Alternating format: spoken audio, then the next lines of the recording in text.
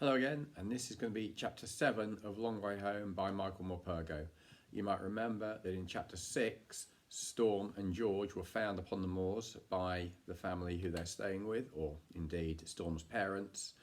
And unfortunately now Storm's mother has been taken to hospital in an ambulance with a very bad back, possibly as a result of having to carry Storm down the hillside. Chapter 7. Time was out of order all that day and the house had gone quiet. Tom's father had barely spoken since the ambulance had driven away.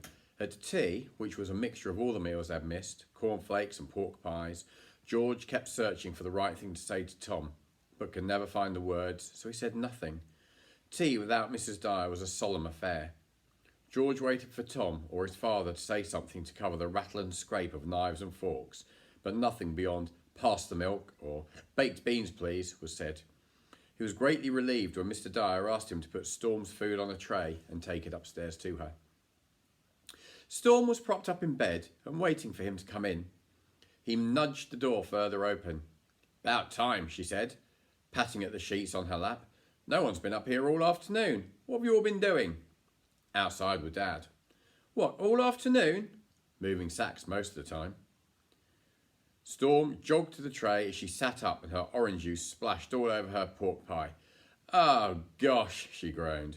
George wiped the pork pie dry and gave it back to her. She smiled at him. It was the first smile that he'd seen all day. "How's your ankle?" he said as Storm bit into her pie. "Better, I think. Haven't tried it out since this morning when Mum went. Anything about Mum yet?" "Your dad said he'd phone later this evening. You mustn't worry about her, Storm. She'll be all right." "It wasn't our fault, was it?" she said, looking down at her plate. "If we hadn't gone up to the stone circle, it would never have happened. She wouldn't be in hospital." Her voice softened and George saw that she was crying quietly, keeping her face away from him. It upset him, but he preferred it to the sullen, controlled sadness of downstairs. "It's not your fault, Storm. You didn't make the mist come down, did you? It was luck, that's all, just bad luck." He moved the tray off the bed and onto the floor, and Storm pushed herself down the bed and turned her head into the pillow. George didn't say any more, but patted her shoulder gently. There was a car starting up outside the window, and by the time he got there, Mr. Dyer's car was bumping up the drive, leaving the chickens in the yard flapping their wings and squawking angrily. The door opened and Tom came in quietly. "Is she asleep?" he whispered, pointing at the bed. "No, I'm not," Storm mumbled into her pillow. "Where's he gone?" George asked. "Gran and Grandpa's up the road. He wants to tell them about Mum. Didn't want to do it on the phone." Tom saw the tray on the floor. "You've hardly touched it, Storm." "I don't want it," Storm muttered. George was watching her to see if she was still crying, but her voice was firmer. Her shoulders were still. She was just hiding her face, giving herself time. He smiled to himself, understanding her. Tom sat on the end of the bed. He looked serious. "Mind my foot!" Storm shouted, lifting her face from the pillow for an instant. No one said anything for a moment or two, but George could see Tom was about to say something. He was fidgeting nervously, picking at his nails. Tom spoke without looking up. "I had a row with Dad after Mum went." "What about?" George asked. "Nothing new in that. You were always on at each other." Storm seemed to be feeling better already.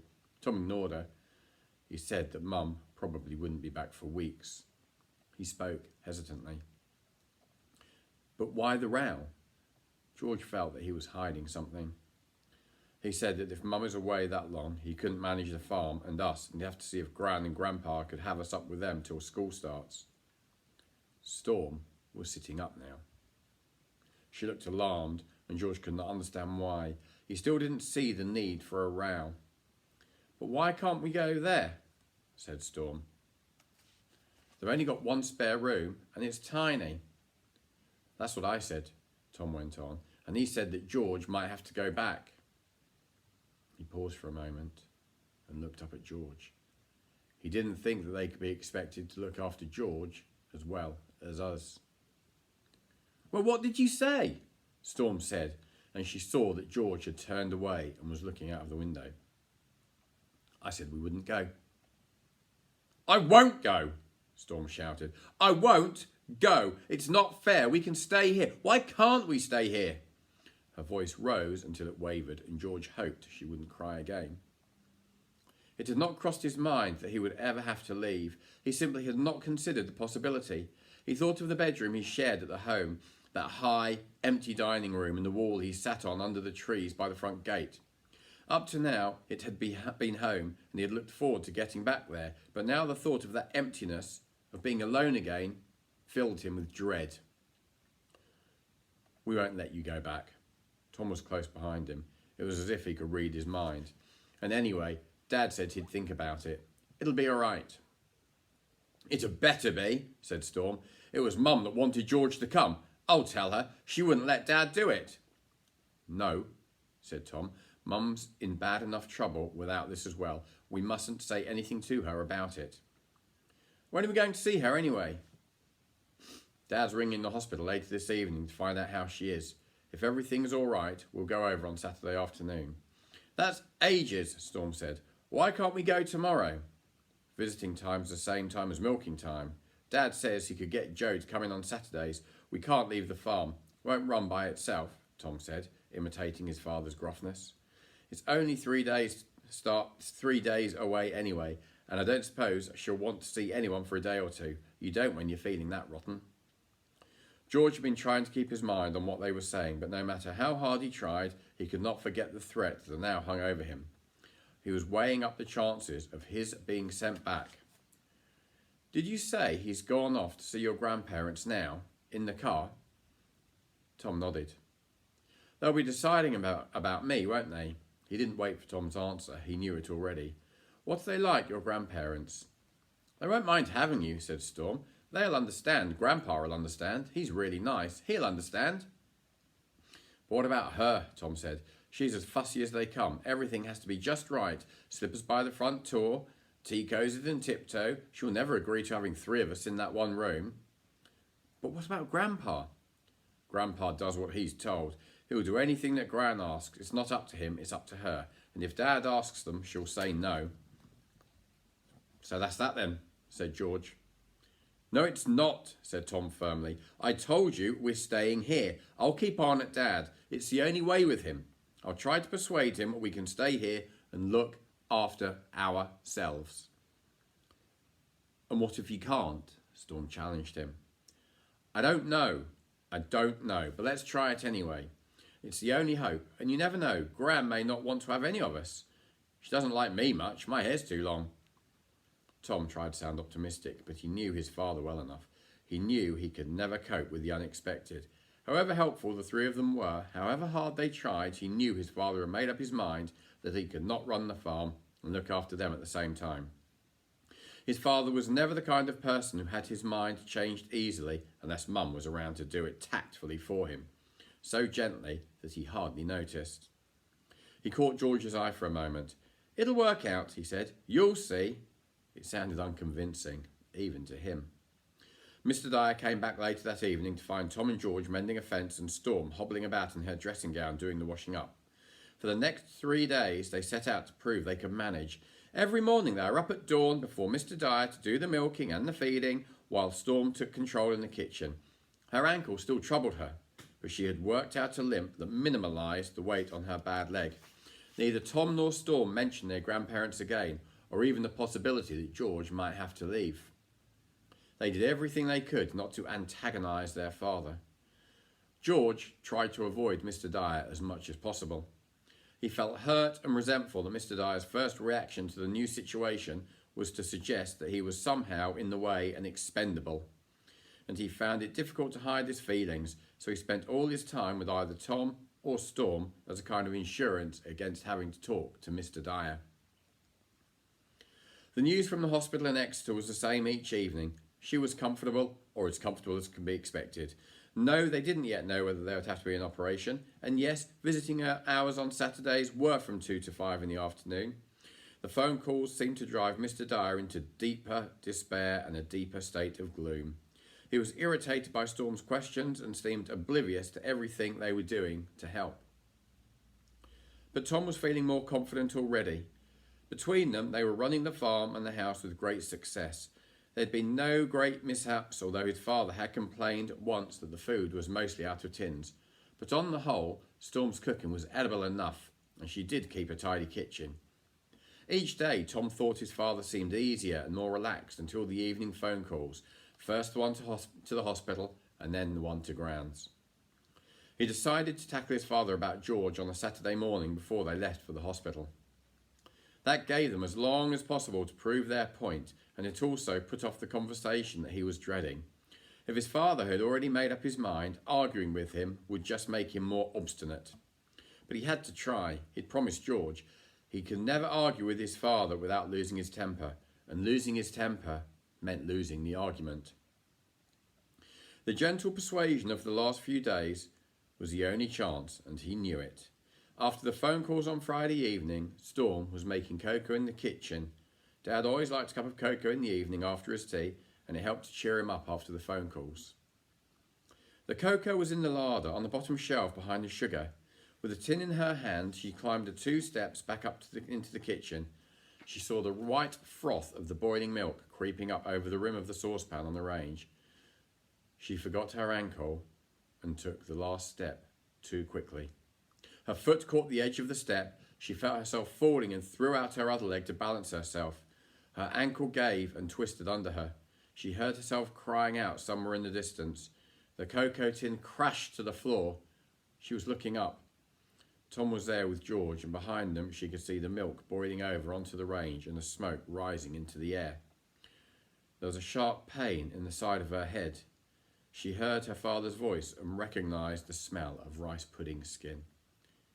The milk's boiled over, she thought. It took all 3 of them to carry her upstairs. George went on ahead, opening the doors. Storm kept insisting she could walk and that she didn't need to be carried, but they carried her in spite of it all.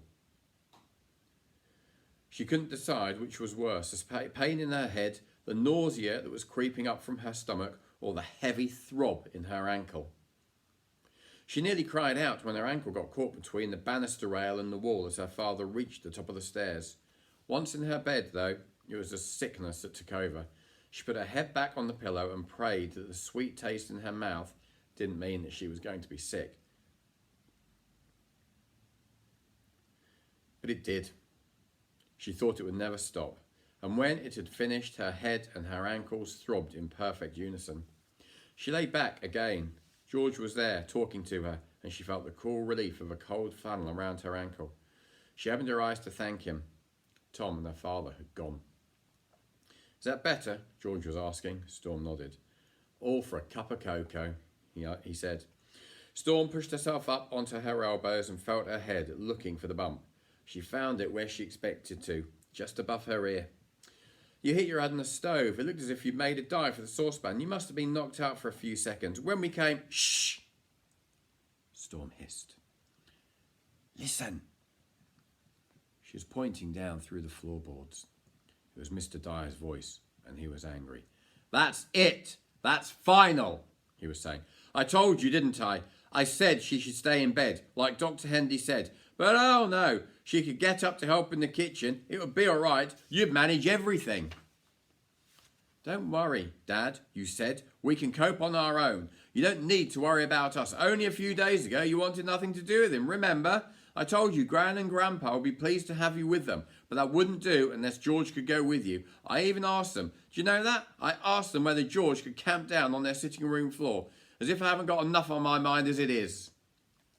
Tom had been listening long enough.